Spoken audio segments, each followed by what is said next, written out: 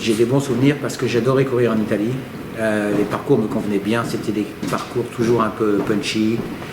Il n'y avait jamais d'étape de plat, c'était toujours difficile. C'était très agressif parce que les Italiens étaient très agressifs. Donc j'aimais ce genre de course et puis j'aimais l'ambiance parce que il y avait un grand respect du sportif en Italie et puis notamment du cycliste. C'est vraiment un sport très populaire en Italie et j'aimais ça courir là-bas. Donc j'étais super fier d'avoir porté le maillot rose puis gagné une étape. Ça a vraiment été l'opportunité et puis les circonstances de course qui ont fait que tout s'est bien arrangé. Puis on finissait à Catanzaro en haut d'une longue côte, pas hyper dure, mais longue côte. Et puis il y a eu beaucoup de mouvements toute la journée. Et puis j'ai su saisir ma chance au bon moment. Et puis j'ai rattrapé le dernier qui était Roberto Petito à quelques centaines de mètres de l'arrivée. Puis je l'ai déposé pour finir tout seul. Et c'est ce jour-là que vous endossez le maillot rose alors? Oui, au début d'ailleurs, ils avaient donné le maillot rose à, je ne me souviens plus quel coureur italien, qui était bien placé, mais avec le jeu des bonifications, fin de compte, après lui avoir donné le maillot rose à la télévision, et c'est moi qui suis allé chercher le maillot rose au podium. C'est plutôt une anecdote assez rarissime dans le cyclisme. Ouais, mais je suis resté bon copain avec le coureur. Dans le passé, il y a eu quelques épisodes assez truculents où les Français ont été un petit peu lésés. Il y avait des poussettes dans l'école. Ce n'était plus le cas à votre époque alors? Même à mon époque, il n'y avait pas toute la technologie d'aujourd'hui avec les téléphones portables et puis les caméras qui sont partout. J'ai souvenir d'un Tour d'Italie dans le col de la Finestrée dans les Alpes. Je pense qu'on devait être seulement 15 ou 20 coureurs à monter à la Force du Jarret, et puis derrière ils étaient tous accrochés aux motos, aux voitures.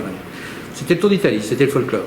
Le fait aussi qu'il n'y a aucune formation italienne dans les World Tours, vous trouvez ça surprenant ou logique, ou quel est votre point de vue à ce sujet?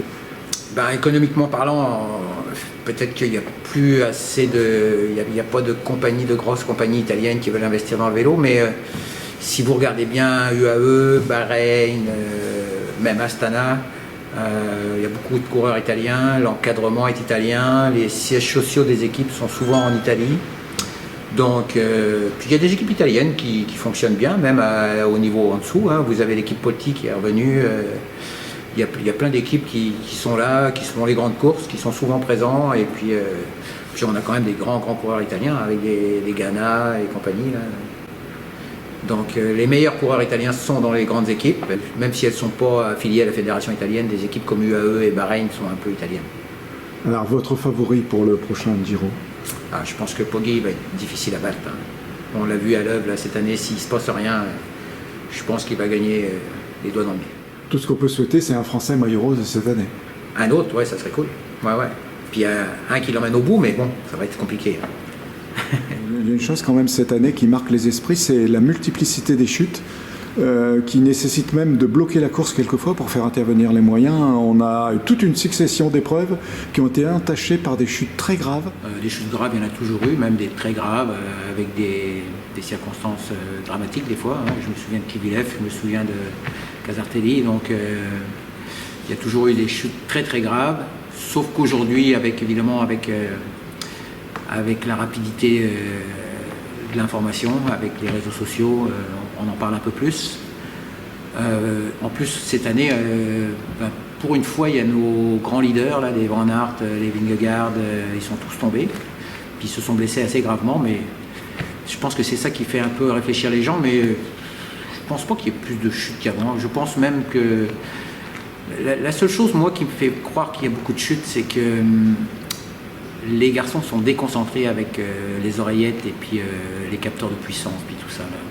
Il y a trop d'informations qui vient à l'oreille du sportif et ça le déconcentre un peu. D'ailleurs, on le voit quand il y a des grosses chutes où la moitié du peloton est par terre. Des fois, tu regardes, tu te dis là, c'est pas possible, le gars, il n'avait pas la tête en l'air parce que personne ne s'arrête. Donc je pense que leur attention est détournée avec tout ce qu'on a maintenant sur les vélos et puis les oreillettes.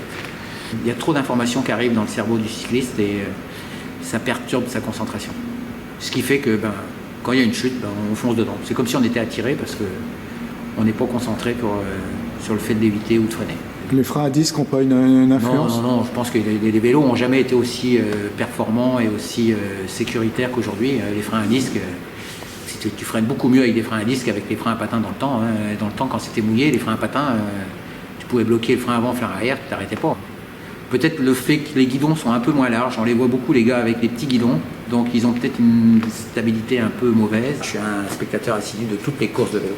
Ici au Québec, on a la chance de pouvoir les garder le matin. Donc ça gâche pas nos journées, puisque avec le décalage horaire et leur transmission en direct maintenant, avec toutes les chaînes qu'on peut avoir, on regarde les courses le matin, donc on ne gâche pas trop notre journée. Pendant longtemps, les courses se sont décidées dans les derniers kilomètres, voire les derniers hectomètres. Aujourd'hui, on voit que nos grands leaders, ils n'hésitent pas à attaquer de loin, donc c'est super. C'est génial.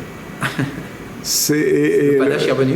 Le deuxième paradoxe, c'est que des coureurs se présentent au top de leurs conditions pour la première course de l'année. C'est aussi une des nouvelles modes de préparation, d'entraînement? Oui, c'est ça. C'est que contrairement aux années passées, il y a déjà un petit moment qu'ils font ça, mais aux années 80, 90, où il fallait aller courir pour trouver la forme. Aujourd'hui, on trouve la forme à l'entraînement avec des entraînements bien spécifiques. Et puis les gars, quand ils arrivent sur une course, il n'y a plus de petites courses. On prend le départ d'une course pour être au top de sa forme, alors qu'avant, on allait souvent dans les courses pour trouver la forme. Maintenant, c'est différent. On a des moyennes extraordinaires. Dans les trois monuments du cyclisme déjà cette année, on a eu des moyennes qui sont dignes des records, carrément. Paris-Roubaix, une vitesse extraordinaire. Paris-Roubaix, Milan-San Remo, ils ont battu des records. Je pense qu'il y a plein de paramètres qui font qu'aujourd'hui, les courses sont retransmises en direct du départ à l'arrivée. Donc les gars n'hésitent pas, ils s'échauffent avant le départ. Même quand tu prends un départ de Milan-San Remo, 280 km ou 290, les gars ils s'échauffent avant de partir, alors qu'il y a une année, il y a eu une époque où tu partais avec les jambières et puis tu attendais le passage du Turquino pour commencer la course. Et la situation, parce qu'il y a aussi toujours des esprits malveillants qui annoncent des théories, la situation, c'est un cycliste qui vous paraît sain à l'heure actuelle, propre, sans aucune ambiguïté? Je mettrais pratiquement mes mains à couper qu'aujourd'hui le cyclisme a beaucoup évolué et puis j'ai totalement confiance.